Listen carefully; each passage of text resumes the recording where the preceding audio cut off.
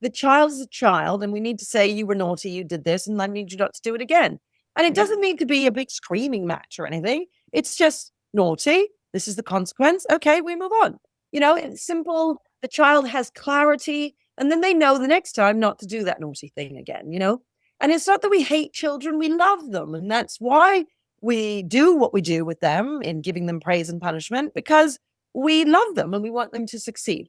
And I think this is why so many people come to see us, because you rarely see it in action here. And you see how much the children love being here. So people say, oh, you're strict. It must be really mean. Strict is not mean. I would say strict is love. And you love them enough to keep your standards high for them. It's much easier to try and be friends with your kids or with the children you teach. It's much harder to say, no, that isn't good enough. You need to meet my standards. That requires an enormous amount of effort and investment in the child. The child needs to feel like you love them. Otherwise, they're not going to do the right thing for you. Hello, my name is Claire Rowe, and welcome to another episode of On the Couch with Claire, where I'm delving into the minds of some of the most influential and thought-provoking figures in various fields. And today is no exception. I'm speaking with the remarkable guest, Katharine Birbalsingh. Katharine Birbalsingh is a name synonymous now with innovation and excellence in education.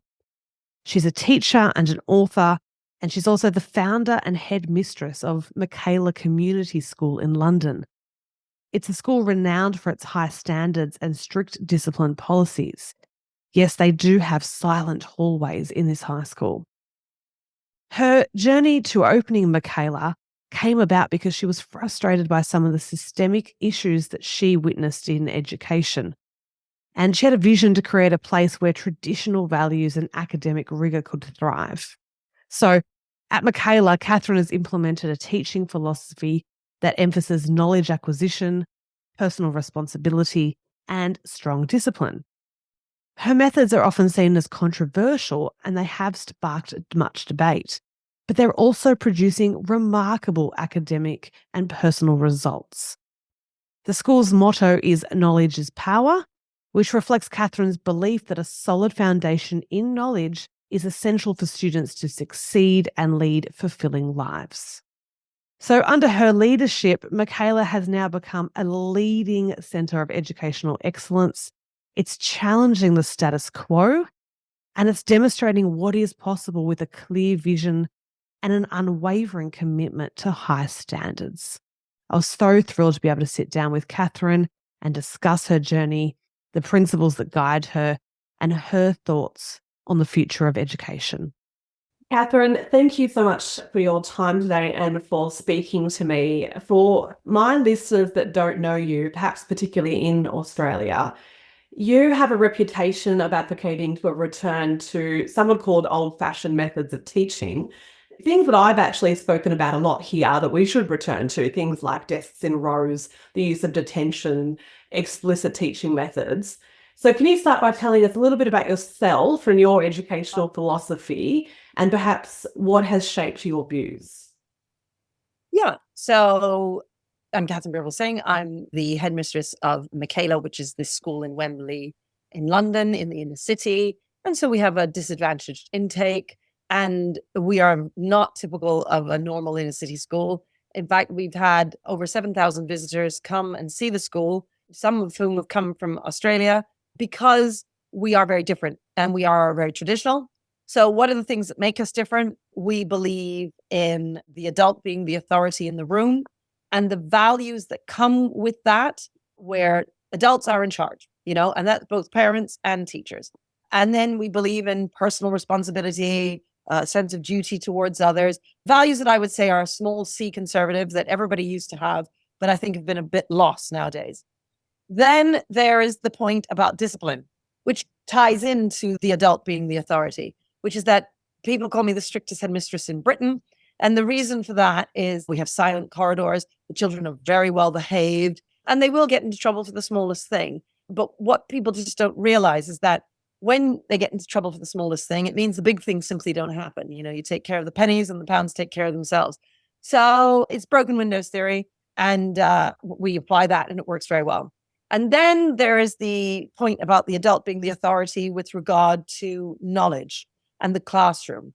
The adult knows more than the child, and the adult is trying to instill knowledge into the children, as opposed to us seeing children and adults as equals, and therefore just doing this skill kind of teaching, which fundamentally teaches them nothing, is what I'd say, or very, very little. And so one of the things that people are so impressed with when they come to the school is they can't believe how articulate and clever our kids are, but that is thanks to our teaching methods. So those three things, the values, the discipline, and the knowledge, those make us unique.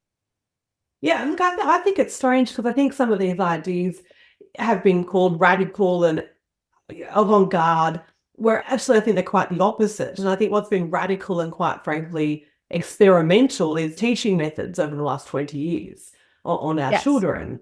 And for myself as an educational psychologist, when I graduated after 6 years of study, I started going into classrooms to observe children. I was assessing them developmentally and so forth.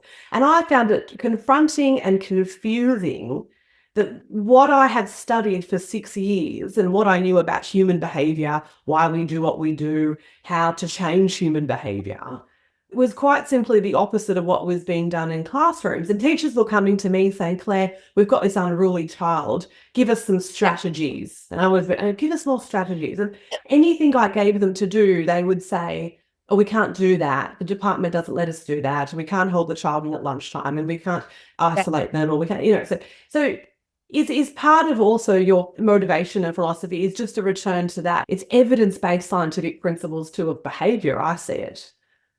Yeah, it's what works. I mean, I have to say, I probably haven't read books that you've read, but I just have a lifetime of dealing with children. And so I know them very, very well. And I know what you need to do to get them to get the best out of themselves. So you need praise and punishment.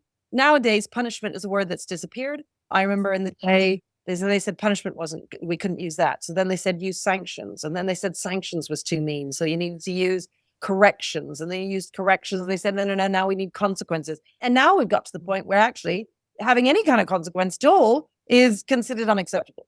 But we can't even say consequences here. It's restorative justice here now. Okay, so yes, we went through that phase as well. I say there are lots of schools in Britain that still do restorative justice. When a child misbehaves, you are not equals. It is not for you to go along and say, this is what I did wrong, what did you do wrong, etc. The child is a child, and we need to say, you were naughty, you did this, and I need you not to do it again. And it doesn't need to be a big screaming match or anything. It's just naughty. This is the consequence. Okay, we move on. It's simple. The child has clarity, and then they know the next time not to do that naughty thing again, And it's not that we hate children, we love them. And that's why we do what we do with them in giving them praise and punishment, because we love them and we want them to succeed. And I think this is why so many people come to see us, because you really see it in action here. And you see how much the children love being here. So people say, oh, you're strict. It must be really mean. Strict is not mean. I would say strict is love. And you love them enough to keep your standards high for them. It's much easier to try and be friends with your kids or with the children you teach. It's much harder to say, no, that isn't good enough. You need to meet my standards, That requires an enormous amount of effort and investment in the child. The child needs to feel like you love them. Otherwise, they're not going to do the right thing for you. So it's not a case of us being bouncers and keeping them in line and saying, right, we're going to get you. That's not what's going on. That's where the values very much come into it as well. If you are narrating to the children all the time about being the best people that they can be, we talk about being top of the pyramid and climbing that pyramid, and they know that you're on their side and they know that you love them, then when they're naughty and they get into trouble, they want you to tell them all, I mean, we have kids who will actually thank their teachers for giving them detention.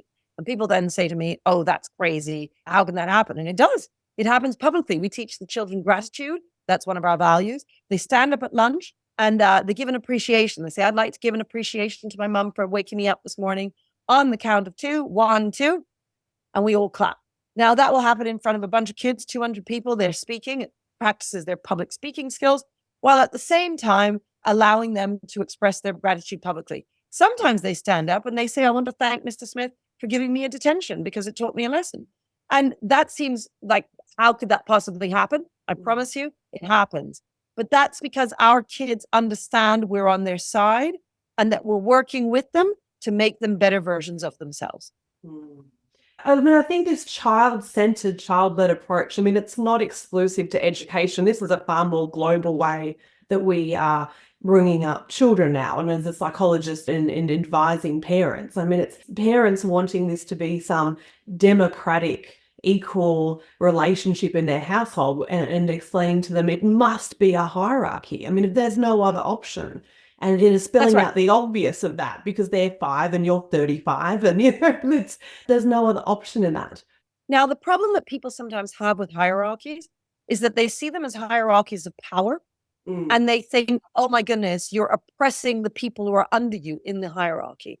But if it's a hierarchy of competence, that's actually the way it should work.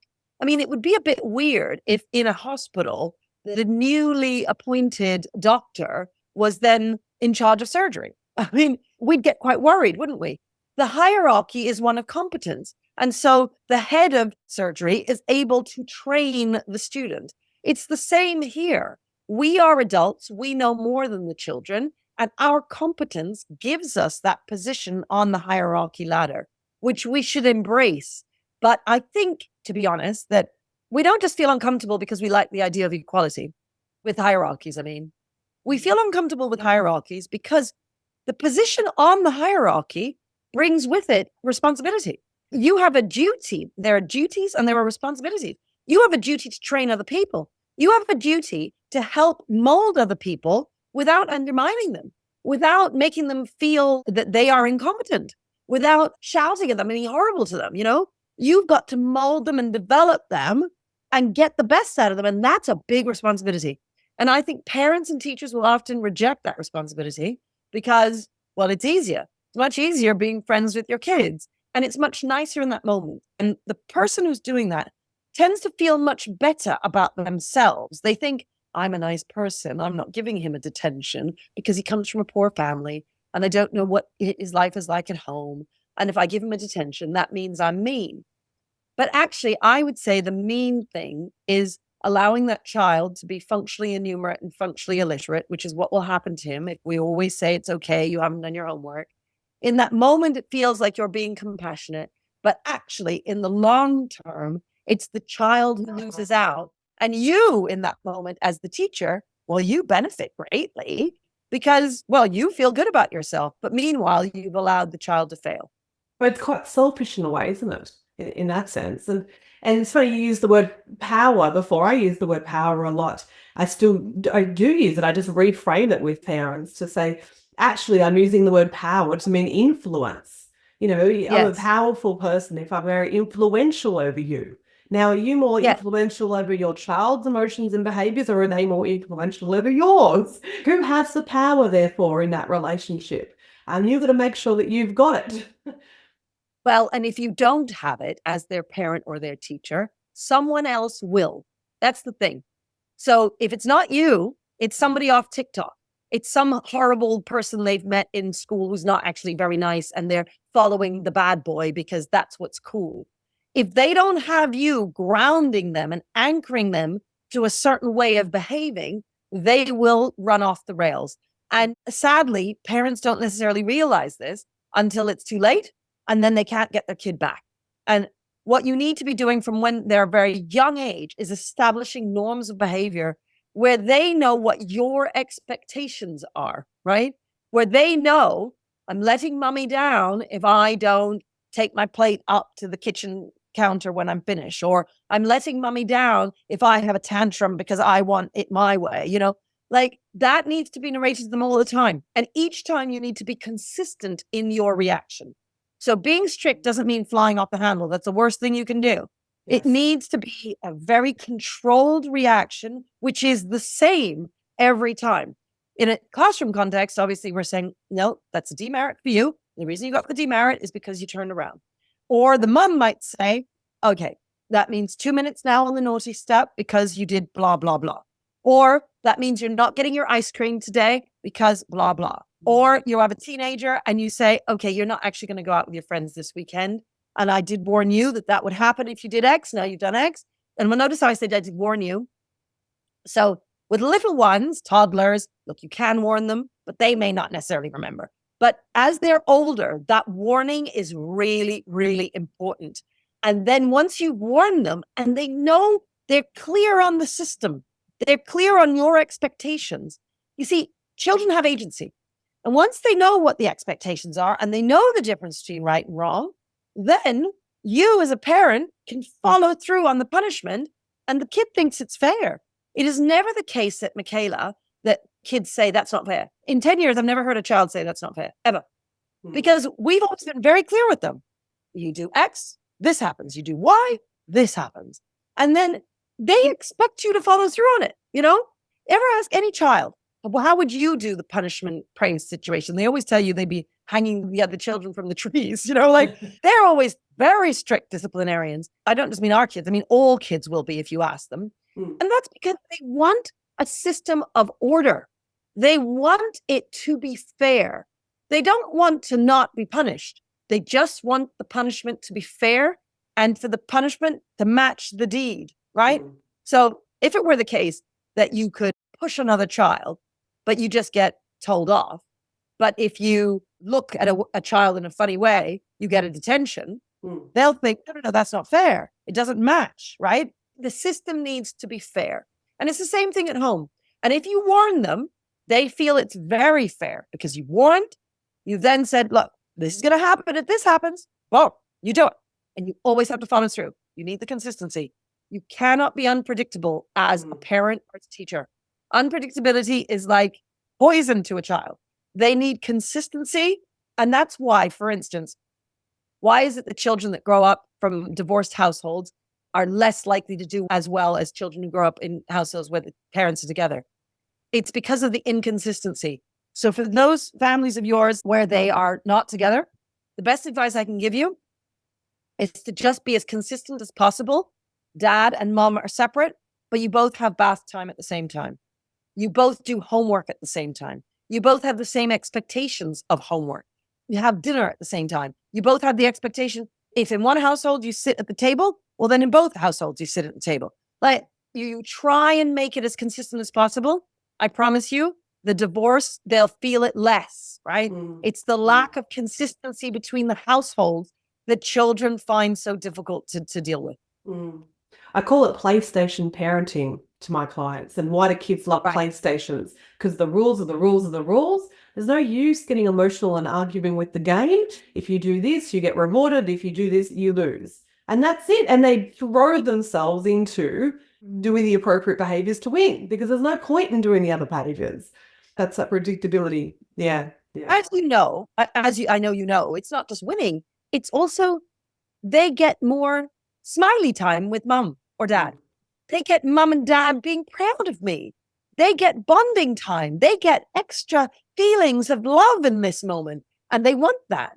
And so they're going to do it. Now, if you give them loads of love and attention when they do bad things, well, then they're going to keep doing the bad things. You need to remove your attention, right? When they're doing the bad thing. And then you need to give them loads of love and attention when they do the good thing.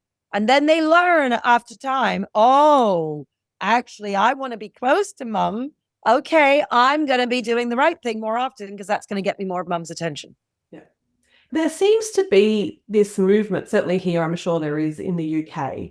You know, you see it on social media and memes, and there's messaging out to parents that says that children were not made to be sitting in a classroom all day. And the very structure of the education system was, in fact, originally made to control the masses and stifle individual thought. And I think that's a very kind of nice, fluffy way for parents with a perhaps hyperactive or unruly child to sit with that as soon as they see it on their social media and say, oh, well, you know, the system's not made for them. How do you respond to that?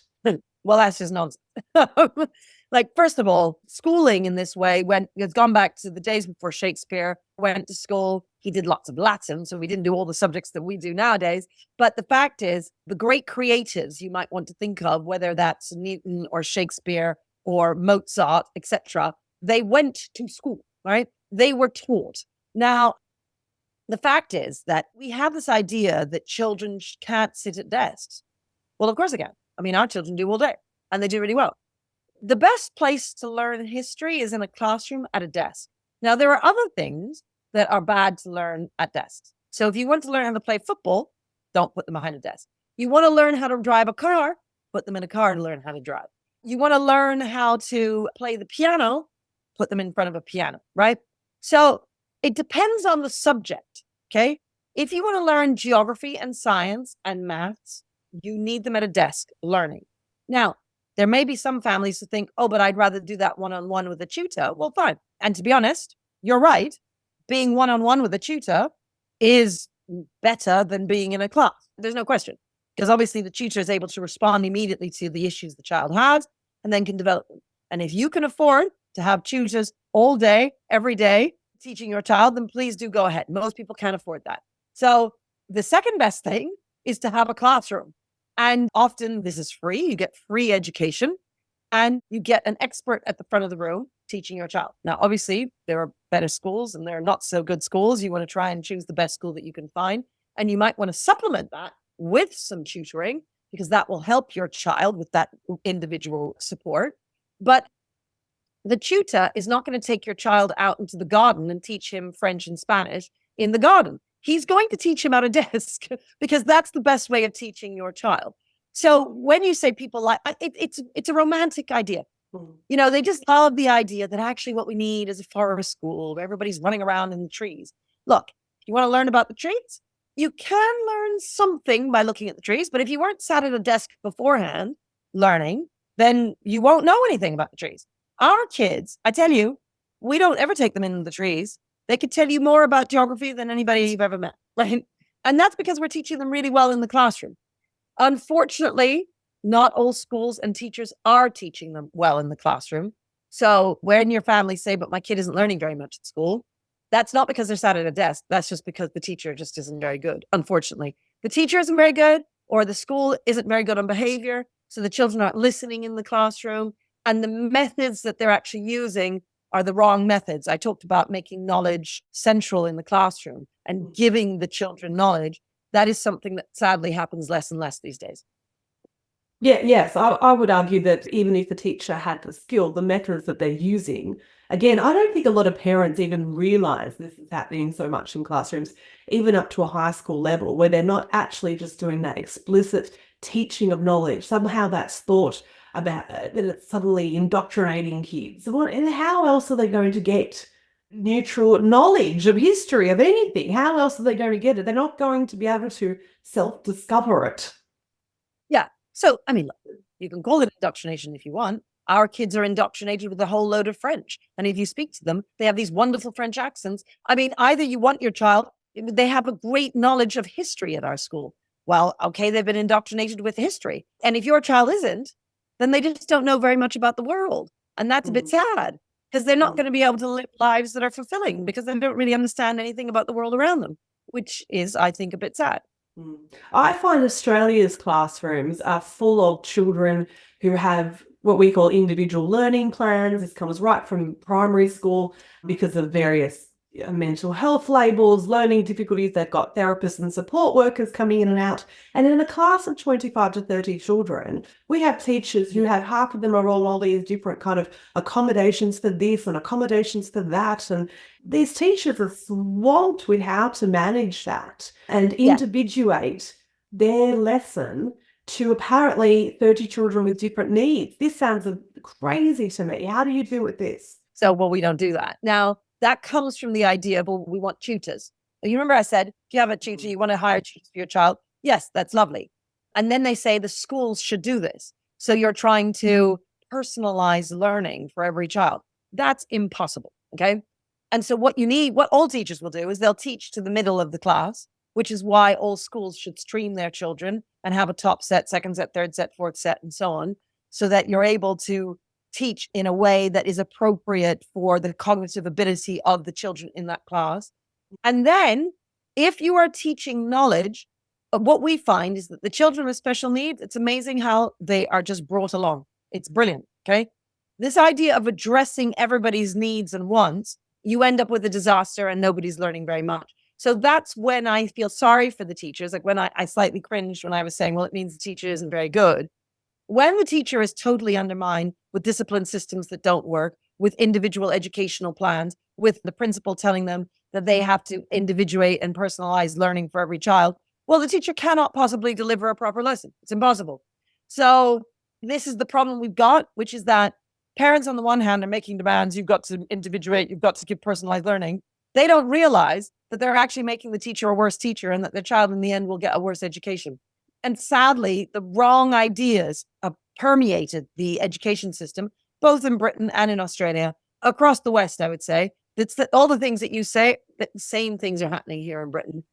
And it is unfortunate. We have very much done the opposite to what the trend is, what the zeitgeist tells you to do here. But it does require someone a little bit, odd at the top like me, who just says, to hell with what everybody else is doing. We're going to do what's right for the kids. And just finally, I mean, I've heard you speak about this before, and I think your ideas on this are brilliant.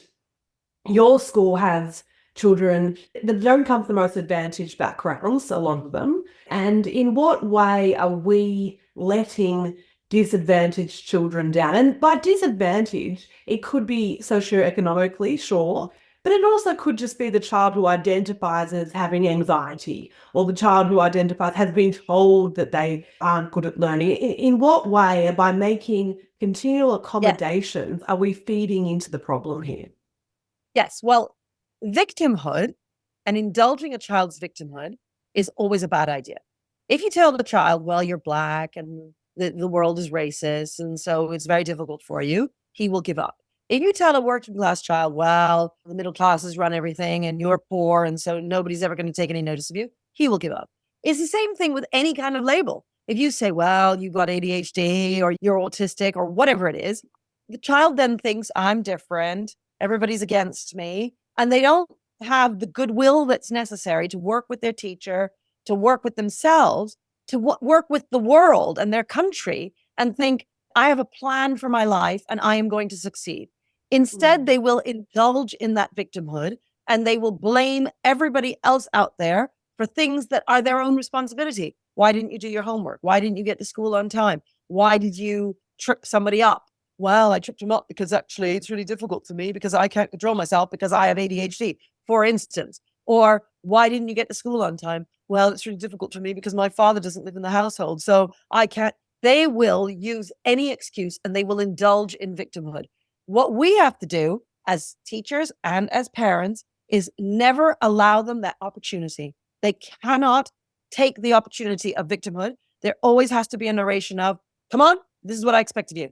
And I don't care what their situation is. That's the problem. And stop expecting less of them. We say, oh, well, it's not fair to expect them to be the average student. Well, no, it's not fair not to expect that. That's right. Yeah. Because in the end, the disadvantaged kids are the ones who end up functionally illiterate, functionally ignorant, and don't end up with a life. And you feel like you're the compassionate one. You're not. You're the one who ruined their life. And as parents, the number of parents who then don't push them in maths, and then they say, he never really liked maths.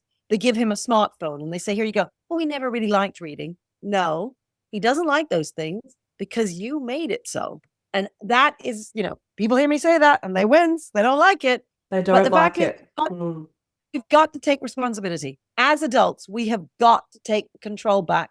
We have got to take the responsibility and our duty to raise children. It's on us, right? We are the leaders and we need to show children the way. You're achieving wonderful results academically, socially, and otherwise out of Michaela. Has there been a highlight? What is the most rewarding moment for you? Oh, I wouldn't say there's rewarding moments all of the time. I mean, it's impossible to say that there's one. And I wander around the school and I go into the lessons, and every time I do, I always think, gosh, this place really is just magical. It's wonderful, because you would never imagine all of the kids could be so engaged, that all of the teachers could be teaching so well. It is possible. And I always think of us as a bit of a show pony. And Australians, you're all welcome to come. I know it's a long way, but if you come to London, go onto our website, sign up for a visit. People come every day and come and see what we're about, because, it's a lovely thing to see. And for anyone who has a child, I think it's worth it because you learn a lot. Katharine Birbalsingh, it's been wonderful to hear your insights, your common sense, but also your passion and your love for children. I think that needs to be emphasised. But I hazard a guess that if there was a Michaela method down here in Sydney, it would be extremely popular down under with parents. And if I'm in London, I will absolutely do that. It'd be lovely to meet in person. Thank you very much. Thank you for having me. Thank you so much for giving up your valuable time and joining me today on the couch. If today's conversation spoke to you, consider sharing the love and send it to someone you know who needs to hear it. Don't forget you can watch this full episode on my YouTube channel. And if you've enjoyed today's conversation, all I ask is that you hit that subscribe button. It helps us to be able to deliver bigger and better content to you absolutely free of charge. If you've got comments or questions about today's episode, head on over and come hang out on Instagram, where you can follow and contact me. Okay, stay curious, stay connected, and join me next time on the couch. Take care.